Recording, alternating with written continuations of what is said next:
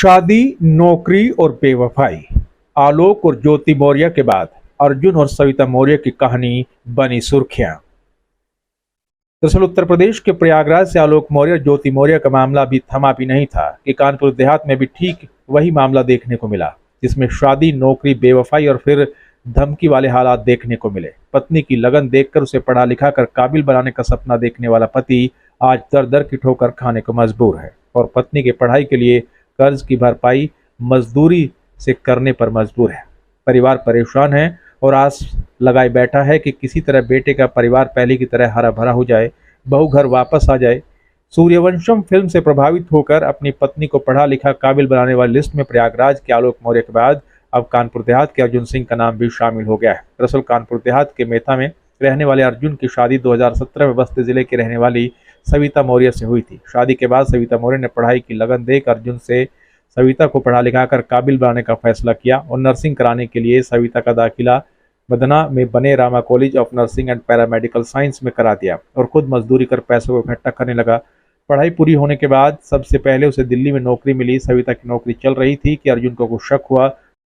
सविता रसूलाबाद के नारखुर्द में बने स्वास्थ्य केंद्र में नौकरी करने लगी, लेकिन अब सविता के तेवर और मिजाज दोनों बदलने लगे। अर्जुन ने आरोप लगाते हुए बताया कि सविता उससे दूरी बनाने लगी और उसके रंग को लेकर टिप्पणी करने लगी। यही नहीं, स्टेटस मील नहीं खाने को लेकर विवाद शुरू हुआ।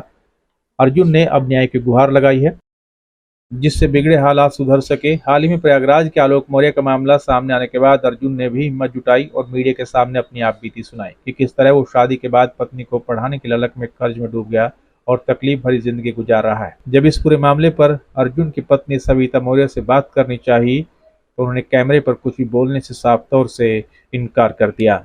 दिल्ली BLK में कॉलेज से ज्वाइनिंग के बाद ये फिर घर अपने मम्मी के घर गई कुछ समस्याओं को लेकर। वहाँ से फिर ये मेरे घर आई। वहाँ से आने के बाद फिर मेरे यहाँ रही 2-3 महीने। उसके बाद इनका ये जॉब लगा है, जो भी CHO इस समय बनी है, तो मेरे घर से हमने इनको मेहनत करके इनको करवाया। उसके बाद से ही ये पूरी तरीके से अलग हो गई।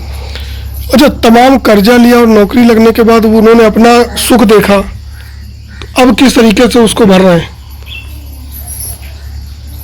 लोग? अब यही जितना थोड़ा बहुत काम मिलता है कर कुरा के और जितना दे पाते हैं उतना देते हैं। बाकी लोगों को टाइम देते रहते हैं कि 2 महीने 4 महीने बाद हम तक आप लोगों को धीरे धीरे दे देंगे।